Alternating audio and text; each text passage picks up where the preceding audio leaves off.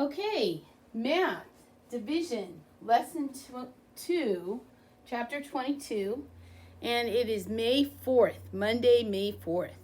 So we're going to talk about division again. Your page numbers are 431 to 432. And we're going to have another day of learning about division. It's not hard. It's just very, very similar to multiplication. But we're going to find that out.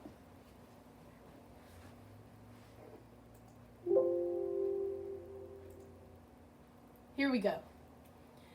So, this is your first page. Today we're going to be talking about, once again, equal groups. When you make equal groups, you divide.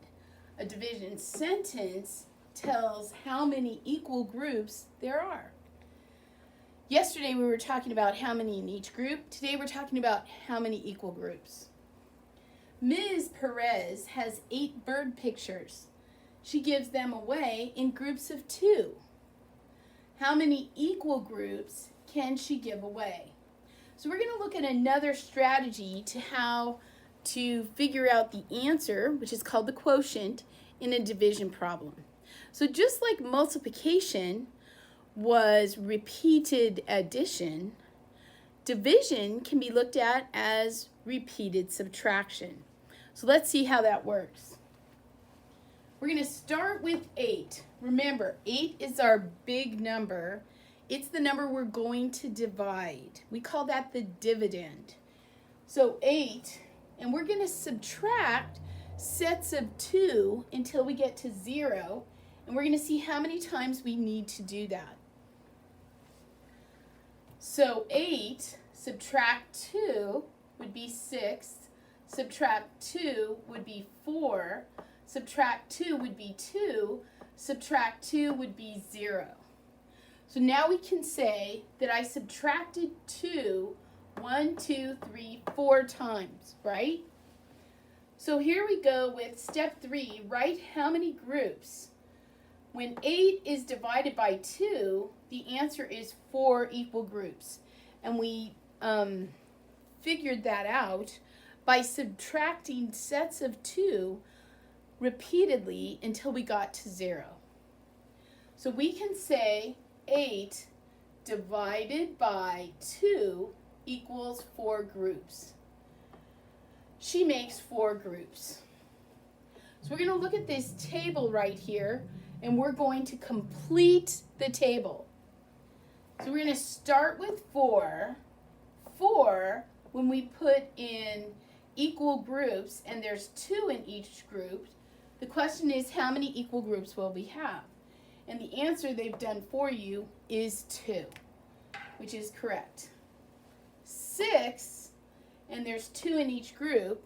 6, 2 in each group, divided by 2, equals how many equal groups? And the answer is 3. 8 is the number we're starting with. That's the big number we're starting with, the dividend.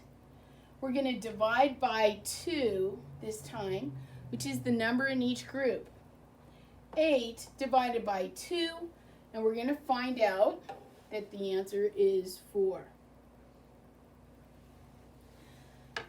Math talk. Think about 8 plus 8. Think about 2 times 8. How are they the same?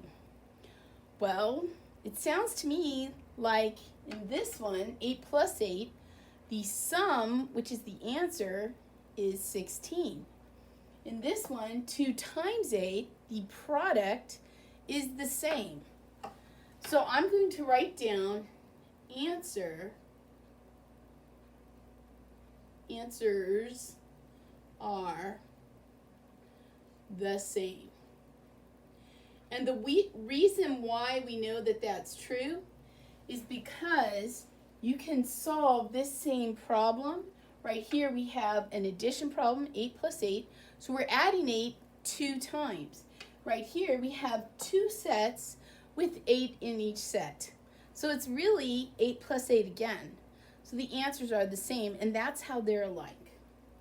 Okay, we're going to go to the next page. Before we go, though, let's look at what it says up here. Remember, whenever you do math problems, always work carefully. Don't try to rush. Don't try to be the fastest one in the classroom. I know none of you are doing that right now, but don't try to be the fastest one at home. Just think carefully. Remember, think. Always think.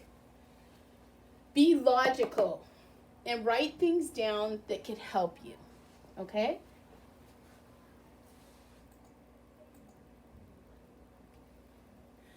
So this is page 432. So we're going to separate these things into groups, and we're going to find out how many groups there are. And we know today we're talking about groups that have 2 in each group.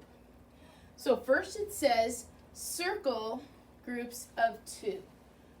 So you can go 1, 2, 3, 4, 5, 6, 7. So there are 7 equal groups with 2 in each group. And remember, you can turn the video off or pause the video and answer this on your own, and then come back and see if we have the same answers. So ready? Pause the video. 5, 4, 3, 2, 1. I'm back. So here it says 16 divided by 2. This time, oh, I forgot that one. Sorry, 18 divided by 2.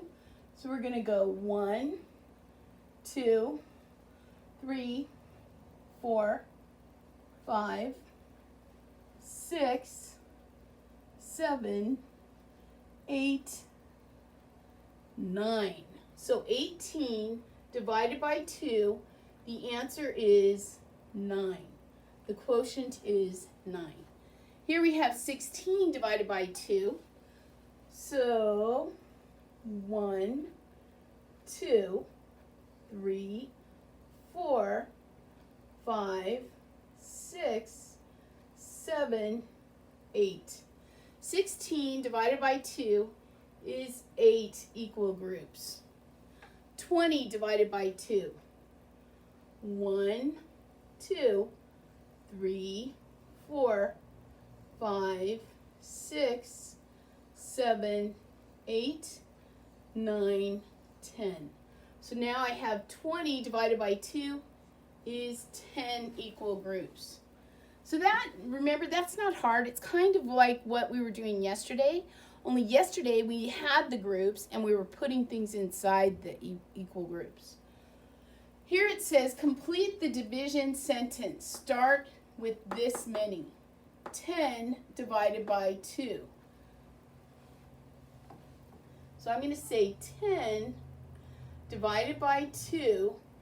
And I'm going to remember what we talked about yesterday. And I'm going to also recall that when I have 10 divided by 2 equals some number, it's the same as having a multiplication problem, but I have what's called a missing factor. So I'm going to say 2 times some number equals 10. And I was reminded today as I was watching these videos right here that these things are called inverse operations, which means they're the opposites. Kind of like when we talk about antonyms. So these are called inverse operations.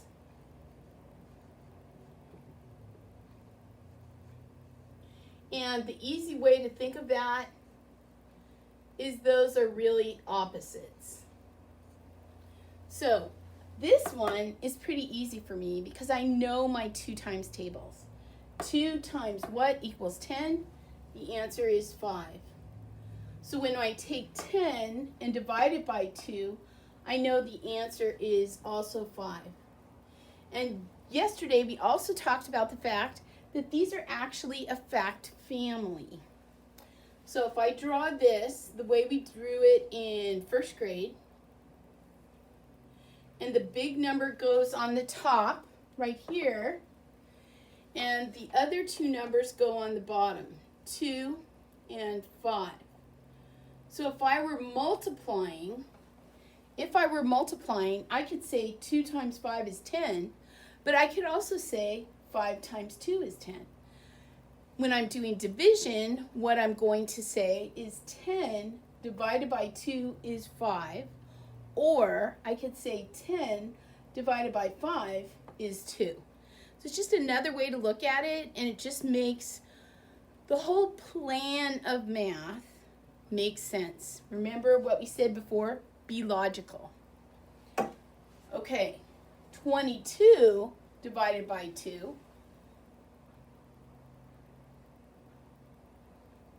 Now, I remember something when I was studying my times tables, that when you have digits that are the same, that usually that means that it's a multiple of 11. So let me see if that's true. If I were to take this and change it up a little bit and make it look like this new problem, I would say 22 divided by 2 equals some number, or 2 times some number equals 22. And then I'm going to obviously say, well, I know 2 times 10 is 20. That's right. 2 times 11 is 22.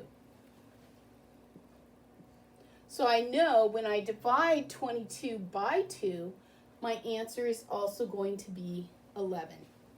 So that's just another way to look at division, to make it logical, to make it make sense.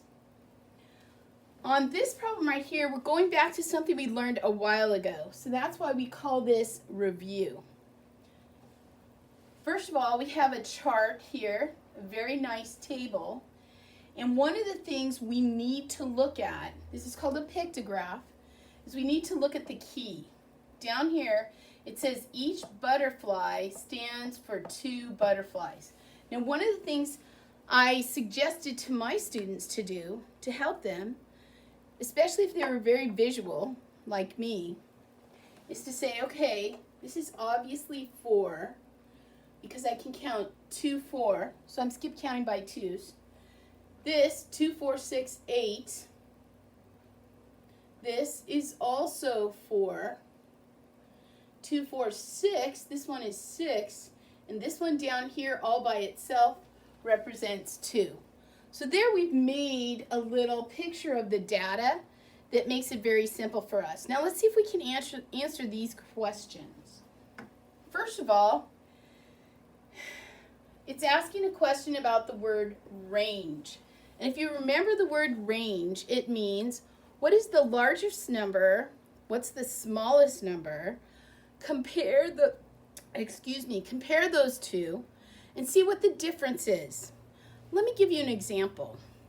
When you take your library card and you go up and you see our librarian, Mrs. Shaw, you have what's called a range of book levels that you can choose from in the library. So today I was talking to a student about their book reading range, and she's a very good reader, and I said, you know what? We need to change your range. I'm going to change it to 2.5, and then I put a dash, and I put 4.5. So that means she can read any book within the range that's 2.5. She could read 2.6, 2.7, 2.8, all the way up to 4.5. That's her range. When we talk about range in a math problem like this, we're going to take the largest number, which we can see is 8. And because this is a subtraction problem, of course, and because we're going to, when we talk about range, we're looking at the difference, I'm going to put the largest number first. Okay? So that's 8. And then I'm going to subtract the smallest number, which is 2. Not a hard subtraction problem. 8 take away 2. And the answer, you better know it like this, because it's not that hard. It's 6. So the range is 6. Now it asks us a question about mode. And back when we were talking about mode, remember we said that mode stands for M-O, mode.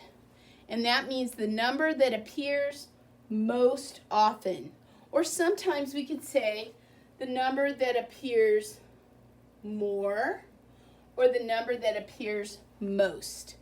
Either way, we have 48462. Which number did you hear me say more than once? You're right, 4. So my answer to what is the mode is 4. And we're done with our little review there. Not hard at all. What I have for you here, I think you will truly enjoy. When I picked out these videos, one of the things that Mrs. Bachelier and I were discussing is the fact that we're going to start, instead of playing the videos for you embedded onto our video, we're going to go ahead and add these videos to our playlist. So that way, when you're watching our videos, then you can watch the videos we have on our PowerPoints automatically. You don't have to go and find the PowerPoint and then click on the embedded video. It's just going to be right there. So this is a really cool song, kind of upbeat. I liked it. I hope you like it. It also has a review of vocabulary, division vocabulary, one of the reasons why I think you'll like it. This one right here is Kids Academy. And you're going to see a teacher that's actually explaining about math. And he's talking about both multiplication and division. And he's using arrays. And he's using something that you might like, M&Ms. So he's making arrays with M&Ms. And you might enjoy that. You might need to get some M&Ms so you can do it with him. And then when you're done, you can have a nice little chocolatey treat as a reward for you doing your math. Okay? Next slide. So, here's the last part of our math assignment for today, and that is that you're going to be using Gigi for 20 minutes, doing a little Gigi practice. Okay? If you're completely done with Gigi, then you could do IXL. You can study flashcards. It's up to you. On here, these are my new favorite friends. There are 2 number blocks, multiplication and division videos.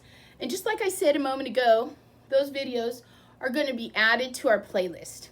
So that way you don't have to find the PowerPoint and click on the embedded video. You can just go ahead and look for these guys, my favorites, number blocks. Okay? So let's see what the next slide says.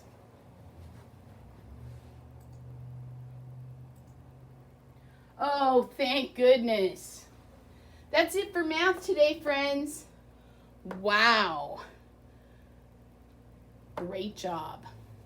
Okay, have a great Monday evening. I'll see you tomorrow.